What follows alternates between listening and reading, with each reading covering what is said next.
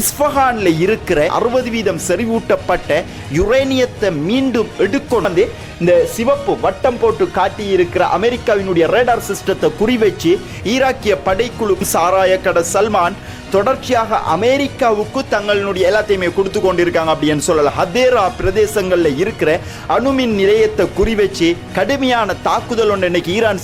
நீங்களா தான் யுத்தத்துக்கு வந்தீங்க, நீங்களா தான் சண்டை பிடிக்கணுமா, நீங்களா தான் ஈரானை கைப்பற்றணும் அப்படின்னு சொன்னீங்க, நீங்க தான் இந்த உலகத்தினுடைய மிகப்பெரிய வல்லரசு அப்படின்னு சொல்லி இருந்தீங்க.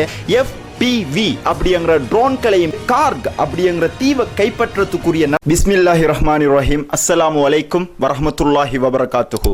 ஈரான் அமெரிக்கா யுத்தம் சம்பந்தமா தொடர்ச்சியாக நம்ம பார்த்து கொண்டு வரோம். முழு உலகமும் கண்கொத்தி பார்த்து கொண்டிருக்கிற இந்த நிகழ்வுகள் உலகளாவிய ரீதியிலே எவ்வாறான மாற்றங்களை ஏற்படுத்தி கொண்டிருக்கு அப்படிங்கிறத 26வது நாளான இந்த யுத்தம் ஆரம்பிச்சு இன்றும் நாம் பார்க்க இருக்கோம். அந்த அடிப்படையில் இன்றைய நாளினுடைய முதலாவது விடயம் என்ன அப்படின்னு சொன்னா, இப்போ பேச்சுவார்த்தை அப்படிங்கிற வசனம் தொடர்ச்சியாக பயன்படுத்தப்பட்டு கொண்டிருக்கு. இன்னைக்கு ரியூட்டர்ஸ் வெளியிட்டு இருக்கிற தகவல்களின் அடிப்படையில் அமெரிக்கா பாகிஸ்தானுக்கிட்ட பேசி பாகிஸ்தான் ஊடாக ஈரானுக்கு பேச்சுவார்த்தை சம்பந்தமான முன்மொழிவுகள் முன்வைக்கப்பட்டிருப்பதாக இப்ப தகவல்கள் கிடைச்சு கொண்டிருக்கு அப்படி என்று சொல்லலாம். அந்த அடிப்படையில் பாகிஸ்தான் முழுமையாக இந்த பேச்சுவார்த்தைக்காக மும்முரம் காட்டிக் கொண்டிருக்கிற இந்த நேரங்களில் ஈரானினுடைய காத்தமல் அன்பியா ராணுவ பிரிவினுடைய ஊடக பேச்சாளர் சில முக்கியமான கருத்துக்களை வெளியிட்டு இருக்கார். என்ன அப்படின்னு சொன்னா, மீண்டும் ஒரு முறை கிண்டல் அடிச்சிருக்கார் அப்படின்னு சொல்லலாம். அதாவது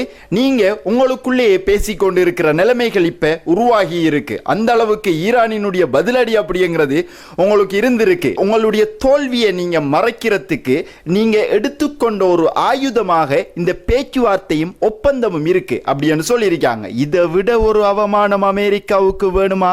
நீங்களா தான் யுத்தத்துக்கு வந்தீங்க, நீங்களா தான் சண்டை பிடிக்கணுமா, நீங்களா தான் ஈரானை கைப்பற்றணும் அப்படின்னு சொன்னீங்க, நீங்க தான் இந்த உலகத்தினுடைய மிகப்பெரிய வல்லரசு அப்படின்னு சொல்லி இருந்தீங்க, உங்ககிட்ட தான் எல்லா ஆயுதமும் இருக்கு அப்படின்னு சொல்லி இருந்தீங்க. இவ்வளவு காலமாக இந்த யுத்தம் நீண்டு கொண்டு செல்லுது அப்படின்னு சொன்னா நீங்க என்ன வல்லரசு, நீங்க என்ன பெரிய நாடு அமெரிக்கா அப்படின்னு சொல்லி இப்ராஹிம் ஜுல்ஃபிகார் இன்னைக்கு கேட்டிருக்கார் அப்படின்னு சொல்லலாம். அது மட்டும் இல்லாம எங்களை போன்ற போராளிகள் உங்களை போன்றவர்களுடன் ஒரு பொழுதும் ஒழுங்கான சமரசம் செய்யவே மாட்டோம், உங்களை ஒரு பொழுதும் நம்பவே முடியாது, ஈரான் ஒரு பொழுதும் அமெரிக்காவை நம்ப மாட்டா அப்படிங்கிற ஒத்த பதில அமெரிக்காவுக்கு சொல்லி இருக்காங்க அப்படின்னு சொல்லலாம். நம்ம நேரத்தோட சொன்ன மாதிரி தாங்க, சும்மா கிடந்த சங்க ஊதி விட்டு போட்டோ இப்ப காது கொடையுது, அது கொடையுது, இது கொடையுதுண்டா, இதுக்கு யாரு பொறுப்பு சொல்லுங்க பார்க்கலாம். அப்படித்தான் சும்மா இருந்த ஈரானை உசுப்பேத்தி விட்டு போட்டோ இப்ப அமெரிக்காவும் இஸ்ரேலும் அரபு நாடுகளும் தத்தளிச்சு கொண்டு இருக்காங்க அப்படிங்கிறத தவிர வேற எதுவுமே நம்ம இதுல இருந்து சொல்ல முடியாது அப்படின்னு சொல்லலாம். ஓகே, இது இவ்வாறு இருக்கக்குள்ள மேலதிகமாக இப்ப ஈரானினுடைய முக்கிய தகவல்களை அரசியல் ரீதியாக வெளியிட்டு கொண்டிருக்கிறவர் ஈரானினுடைய பாராளுமன்ற சபாநாயகர் காலிபாஃப் இன்னைக்கு என்ன சொல்லி இருக்கார் அப்படின்னு சொல்லி பார்த்தோம்னா, யுஎஸ்னுடைய அதாவது அமெரிக்காவினுடைய சகல நடவடிக்கைகளையும் பிராந்தியம் மட்டுமில்லாம உலகளாவிய ரீதியில் நாங்க உன்னிப்பாக கவனிச்சு கொண்டு வரோம், அவங்களுக்கு தக்க பதிலடி கொடுக்கிறதுக்கும் நாங்க எப்பொழுதும் தயாராக இருக்கோம். நெத்தன்யாகு மற்றும் டொனால்ட் ட்ரம்ப் ஆகியவங்க மேற்கொள்ற நடவடிக்கைகளால அநியாயமாக யுஎஸ்னுடைய வீரர்கள் படுகொலை செய்யப்பட்டு கொண்டிருக்காங்க. இதை அமெரிக்காவினுடைய பொதுமக்கள் கன்சிடர் பண்ணணும்.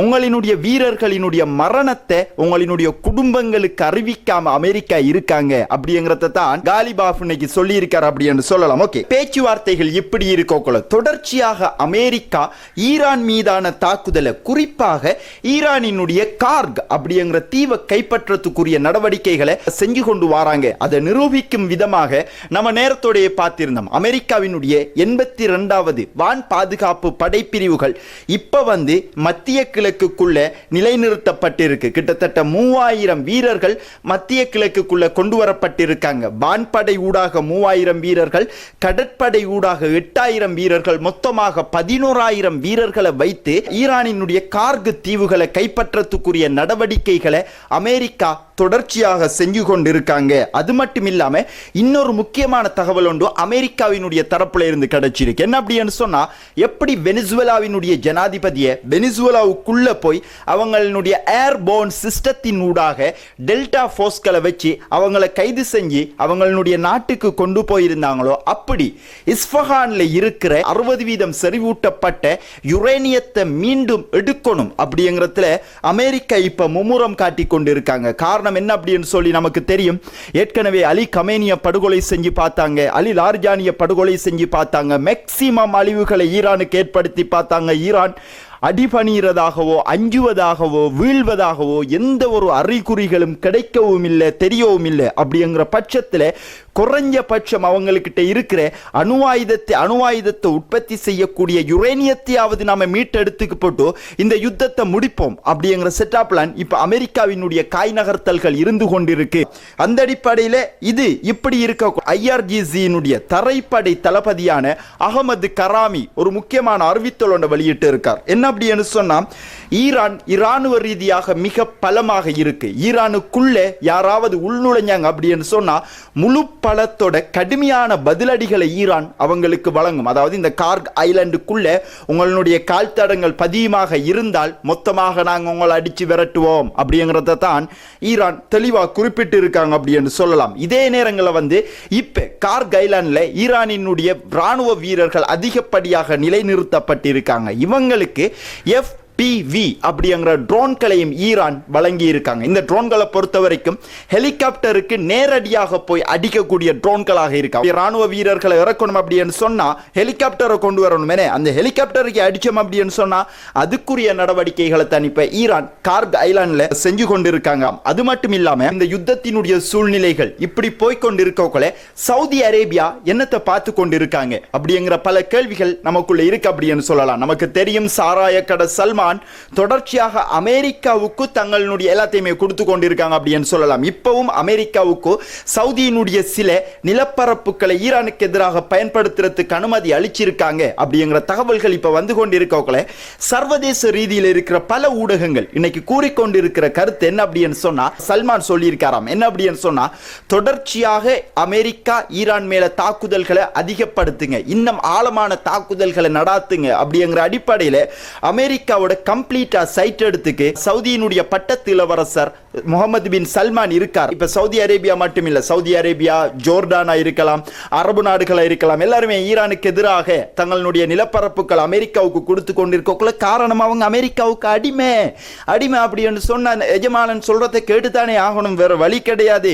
எல்லாமே இப்ப அரபு நாடுகள் எல்லாத்தையும் எடுத்து பார்த்தோம் அப்படின்னு சொன்னா, ஒரு சுவிட்சை நவிச்சா அரபு நாடுகள் மொத்தமும் ஒன்னாகும், ஒரு சுவிட்சை நவிச்சா ஓஃப் ஆகும். அந்த சுவிட்சை நவிக்கிறாள் யார் அப்படின்னு சொல்லி பார்த்தோம்னு சொன்னா அமெரிக்கா, இஸ்ரேலினுடைய கையில மொத்த அரபுகளினுடைய கண்ட்ரோல் இருக்கிறதன் காரணத்தால தான் இதுவரைக்கும் அரபுகள் ஈரானுக்கு எதிராக தொடர்ச்சியான நடவடிக்கைகளை செஞ்சு கொண்டு வராங்க. இதே நேரங்களில் ஈரான் பலதரப்பட்ட எச்சரிக்கைகளை ஏற்கனவே செஞ்சிருந்தாங்க. எங்களுடைய அணுமின் நிலையங்கள் மேல, குறிப்பாக மின் உற்பத்தி நிலையங்கள் மேல உங்களுடைய தாக்குதல் இருக்கும் அப்படின்னு சொன்னா பிராந்தியம் மட்டும் இல்லை, இஸ்ரேல் இருக்கிற முக்கியமான மின் உற்பத்தி நிலையங்களை குறிவைச்சு தாக்கி அழிப்போம் அப்படின்னு சொல்லி ஏற்கனவே ஈரான் சொல்லி இருந்தாங்க. அந்த அடிப்படையில் இஸ்ரேல் இன்னைக்கு ஈரான்ல இருக்கிற புஷேர் அப்படிங்கிற அணுமின் நிலையத்தை குறிவச்சு தாக்குதல் செஞ்சிருக்காங்க. பட் இந்த தாக்குதல் முறியடிக்கப்பட்டு இருக்கு. இருந்தாலும் ஈரான் பதிலடி கொடுப்போம் என்று சொல்லி இருந்தாங்க தானே. அந்த அடிப்படையில் இஸ்ரேல் இருக்கிற ஹதேரா பிரதேசங்கள்ல இருக்கிற அணுமின் நிலையத்தை குறிவச்சு கடுமையான தாக்குதல் ஒன்று இன்னைக்கு ஈரான் செஞ்சிருக்காங்க. அந்த இடம் முழுமையாக பற்றி எறிகிற காட்சிகளை இந்த புகைப்படத்தில் நீங்க பார்க்கலாம். அந்த அடிப்படையில் ஈரான் சொன்னத்தை தொடர்ச்சியாக சொன்னத்தை விட டபுள் மடங்கு செஞ்சு கொண்டு வராங்க அப்படிங்கிறதுல எந்த ஒரு மாற்று கருத்துக்களுமே இல்லை அப்படின்னு சொல்லலாம். அது மட்டும் இல்லாம என்னதான் பேச்சுவார்த்தை இருந்தாலும் எங்களுக்கு ஒரு பிரச்சனையும் கிடையாது அப்படின்னு சொல்லி ஈரான் தொடர்ச்சியாக அடிச்சு கொண்டிருக்காங்க. 80வது அலை தாக்குதலையும் இன்னைக்கு ஈரான் செஞ்சிருக்காங்க அப்படின்னு சொல்லலாம். அதிலேயுமே குறிப்பாக இஸ்ரேல்ல இருக்கிற சஃபாத் அப்படிங்கிற நகரத்துக்கு வடக்கு பிரதேசங்கள்ல இருக்கிற ரகசிய ராணுவ கட்டமைப்பை குறிவச்சு கடுமையான தாக்குதல் செஞ்சிருக்காங்க. அது மட்டும் இல்லாம டெல் அவிவ், கிரியத் ஷமோனா, அது மட்டும் இல்லாம பேனி பராக் ஆகிய பிரதேசங்களை குறிவச்சும் கடுமையான தாக்குதல் செஞ்சிருக்காங்க. இந்த தாக்குதலுக்கு ஈரான் குறிப்பிட்ட முக்கியமான விளக்கம் என்ன அப்படின்னு சொன்னா, வடக்கு இஸ்ரேல் பிரதேசங்கள், அதாவது தெற்கு லெபனான் பிரதேசங்கள்ல இஸ்ரேலினுடைய முக்கிய கட்டமைப்புகளை குறிவச்சு ஹெஸ்புல்லாக்களினுடைய தாக்குதல் நடவடிக்கைகளை இலக்குப்படுத்தும் வண்ணம் இஸ்ரேலினுடைய டிஃபென்ஸ் சிஸ்டங்களை இந்த தாக்குதலூடாக அழிச்சிருக்காங்க. அது மட்டும் இல்லாம காசா மக்கள் மேலே தொடர்ச்சியாக உங்களினுடைய இன அழிப்பு தாக்குதல் இருக்குமாக இருந்தால், லெபனான் மக்கள் மேலே தொடர்ச்சியாக உங்களுடைய இன அழிப்பு தாக்குதல் இருக்குமாக இருந்தால் இதைவிட கடுமையான அடிகளை நாங்கள் உங்களுக்கு வழங்கி கொண்டே இருப்போம் அப்படின்னு சொல்லி ஈரான் இஸ்ரேலுக்கு சொல்லித்தான் இந்த 80வது அலை தாக்குதல் செஞ்சிருக்காங்க அப்படின்னு சொல்லலாம். அது மட்டும் இல்லாம மேலதிகமாக இஸ்ரேலினுடைய ஹை செக்யூரிட்டி பிரதேசமாக இருக்கிற டிமோனாவை குறிவச்சும் இன்னைக்கு தாக்குதல் செஞ்சிருக்காங்க. அது மட்டும் இல்லாம நேகிவ் பாலைவனங்கள்ல இருக்கிற இஸ்ரேலினுடைய ஏர்பேஸை குறிவச்சு தாக்குதல் செஞ்சிருக்காங்க. அது மட்டும் இல்லாம இந்த புகைப்படத்தை நீங்க பார்க்கலாம். குவைத்தினுடைய இன்டர்நேஷனல் ஏர்போர்ட்டினுடைய எண்ணெய் கிடங்கு மொத்தமாக தீப்பற்றி எரிஞ்சு கொண்டிருக்கு. அந்த அடிப்படையில் குவைத்தினுடைய இன்டர்நேஷனல் ஏர்போர்ட்டை குறிவச்சும் ஈரான் இன்னைக்கு தாக்குதல் செஞ்சிருக்காங்க. குவைத்தினுடைய ஏர்போர்ட் மொத்தமாக கம்ப்ளீட்டாக இப்போ ஷட் டவுன் ஆயிருக்கு. எந்த ஃபிளைட்டும் குவைத்துக்குள்ள செல்லவும் முடியாது, எந்த ஃபிளைட்டும் குவைட் விட்டு வெளியிறங்கவும் முடியாது. ஒரு இக்கட்டான நிலையில குவைட் இப்ப தாக்குதலுக்குள்ளாகி இருக்கு அப்படின்னு சொல்லலாம். அது மட்டும் இல்லாம ஈரானினுடைய தாக்குதல்கள் ஒரு புறமாக இப்படி இருக்கோல, ஈரானினுடைய மிக முக்கியமான ப்ராக்ஸி ஹெஸ்புல்லாக்கள் இன்னைக்கு ஹைஃபா மற்றும் நஹாரியா பிரதேசங்களை குறிவச்சு 30 ராக்கெட்டுக்கு மேல தாக்குதல் செஞ்சிருக்காங்க. கடுமையான சேதங்களும் உருவாக்கப்பட்டிருக்கு. இந்த தாக்குதல்கள் எல்லாம் எப்படி இருக்கு அப்படின்னு சொன்னா, ஹெஸ்புல்லாக்களும் ஈரானும் சேர்ந்து ஒரே நேரங்களில் இப்ப இஸ்ரேலுக்கு அடிக்கிறதால இஸ்ரேலினுடைய டிஃபென்ஸ் சிஸ்டம் எதை டிஃபெண்ட் பண்ற அப்படிங்கிற அடிப்படையில் குழம்பி போய் எதுவுமே செய்யாம ஈரானினுடையதும் ஹெஸ்புல்லாக்களினுடையதும் தாக்குதல் நேரடியாக இஸ்ரேலை போய் அடிச்சதால தான் இன்னைக்கு இவ்வளவு பெரிய சேதங்கள் உருவாக்கப்பட்டிருக்கு இஸ்ரேலுக்குள்ளே. ஹெஸ்புல்லாக்களினுடைய தாக்குதல்கள் இப்படி இருக்கோல, அடுத்தது பார்த்தோம் என்ன அப்படின்னு சொன்னா ஈராக்கிய படைக்குழுக்கள். நேற்றைய வீடியோல நம்ம பார்த்திருந்தோம். ஈராக்கிய படைக்குழுக்களினுடைய முக்கியமான இடத்தை குறிவச்சு அமெரிக்கா தாக்குதல் செஞ்சிருந்தாங்க. இதுல ஈராக்கிய படைக்குழுக்களினுடைய அன்பர் பிரதேச தளபதி படுகொலை செய்யப்பட்டிருந்தார். இதுக்கு பதிலடியாக ஈரானும் ஏர்பில் நகரத்தில் இருக்கிற முக்கியமான இடங்களை குறிவச்சு தாக்குதல் செஞ்சிருந்தாங்க. நெருப்பு மலை ஈராக்குக்குள்ள பொழிஞ்சிருந்துச்சு நேற்று. அப்படி ஈரான் அடிச்சிருந்தாங்க. ஈராக்குக்குள்ள அமெரிக்கா சார்பாக இருக்கிற குருதுகளினுடைய இடங்களை குறிவச்சு இப்ப ஈராக்குக்குள்ள இருக்கிற முக்கியமான அமெரிக்கா வீரர்கள் எல்லாருமே வெளியிறங்கிட்டாங்க அப்படிங்கறதை நம்ம பார்த்திருந்தோம். வெளியிறங்கினதன் பிறகு பக்தாத்தில் இருக்கிற விக்டோரியா அமெரிக்கா ஏர்பேஸ்ல இருக்கிற அமெரிக்காவினுடைய ரேடார் சிஸ்டங்களை குறிவச்சு நாங்க தாக்குதல் செஞ்சிருக்கோம் அப்படிங்கிற ட்ரோன் வீடியோ ஒன்றை இன்னைக்கு ஈராக்கிய படைக்குழுக்கள் வெளியிட்டு இருக்காங்க. அந்த வீடியோ நீங்க இதுல பார்க்கலாம். இதுல இந்த சிவப்பு வட்டம் போட்டு காட்டி இருக்கிற அமெரிக்காவினுடைய ரேடார் சிஸ்டத்தை குறிவச்சு ஈராக்கிய படைக்குழுக்கள் நேரடியாக தாக்குதல் செஞ்சிருக்காங்க. அந்த இடம் பற்றி எரிஞ்சு கொண்டு இருக்கு அப்படின்னு சொல்லலாம். முழு மத்திய கிழக்கும் பற்றி எரிஞ்சு கொண்டிருக்கு. இப்ப பிராந்திய யுத்தமாகத்தான் இது சென்று கொண்டிருக்கு அப்படிங்கிறதுல எந்த ஒரு மாற்று கருத்துக்களுமே இல்லை அப்படின்னு சொல்லலாம். இதனை தொடர்ந்து ஈராக்கினுடைய அரசாங்கம் கம்ப்ளீட்டா இப்ப ஈரானினுடைய சைட் எடுத்து கொண்டிருக்காங்க.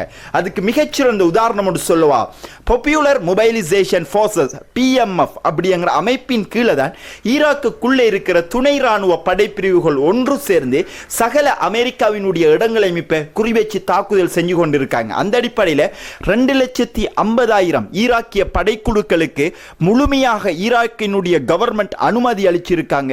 அமெரிக்காவினுடைய தளங்கள் எங்கெல்லாம் ஈராக்குக்குள்ள இருக்கோ அங்கெல்லாம் தாக்குதல் செய்வதற்கு ஈராக்கினுடைய கவர்மெண்ட் கம்ப்ளீட்டா அனுமதி கொடுத்திருக்காங்க. அப்படி என்பது நூடாக ஈராக்கின் இப்ப ஈரானோட கம்ப்ளீட்டா நின்று வேலை செஞ்சு கொண்டிருக்காங்க. அது மட்டும் இல்லாம நம்ம நேரத்தோட இந்த யுத்தம் ஆரம்பிக்கிறதுக்கு முன்னரே நாம சொல்லி இருந்தோம், ஈராக் அப்படிங்கிறது சாதாரணமான ஒரு நிலப்பரப்பு கிடையாது. கர்பலாவை கண்ட ஈராக் இப்பொழுது ஈரானுடன் அமெரிக்க படைகளை விரட்டி அடிப்பதற்கு மும்முரமாக செயல்பட்டு கொண்டு வராங்க. ஈராக்குக்குள்ளே இருந்து வெளியிறங்கின அமெரிக்க படைகள் ஒரு புறமாக துருக்கியினுடைய இன்சிர்லிக் ஏர்பேஸுக்கு போயிருந்தாங்க.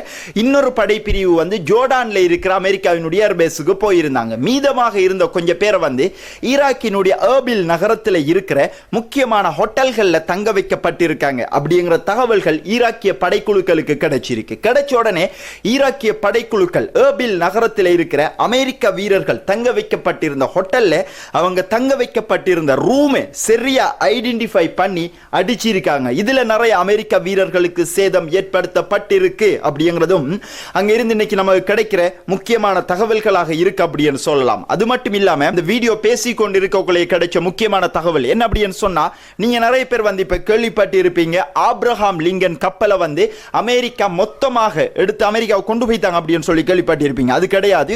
ஆப்ரஹாம் லிங்கன் கப்பல் இப்ப வந்து இந்தியன் ஓஷன்ல தான் இருந்து கொண்டிருக்கு, இந்து சமுத்திரத்துல தான் இருந்து கொண்டிருக்கு. இப்ப அந்த கப்பல் கொஞ்சம் மூவ் ஆகி ஈரானினுடைய மிசைல் ரேஞ்சுக்குள்ள வாரத்துக்கு ஆரம்பிச்ச உடனே ஆப்ரஹாம் லிங்கன் கப்பலையும் குறிவச்சு நாங்க தாக்குதல் செஞ்சிருக்கோம் அப்படின்னு சொல்லி ஈரானினுடைய ராணுவ பிரிவினைக்கு அறிவித்தல் வெளியிட்டு இருக்காங்க அப்படின்னு சொல்லலாம். அந்த அடிப்படையில் தொடர்ச்சியாக ஈரான் அமெரிக்காவினுடைய நிலைகள் மேலே கடுமையான தாக்குதல் செஞ்சு கொண்டு வராங்க. அமெரிக்காவும் இஸ்ரேலும் ஒன்றிணைஞ்சு ஈரானினுடைய முக்கியமான இடங்கள் மேலேயும் தொடர்ச்சியாக தாக்குதல் செஞ்சு கொண்டு வராங்க. பேச்சுவார்த்தை அப்படிங்கிறத தாண்டி யுத்தம் அடுத்த கட்டத்துக்கு தான் இப்ப சென்று கொண்டிருக்கு அப்படிங்கிறதுல எந்த ஒரு மாற்று கருத்துக்களுமே இல்லை. அந்த அடிப்படையில் இன்றைய வீடியோவை பொறுத்த வரைக்கும் நீங்க என்ன நினைக்கீங்க?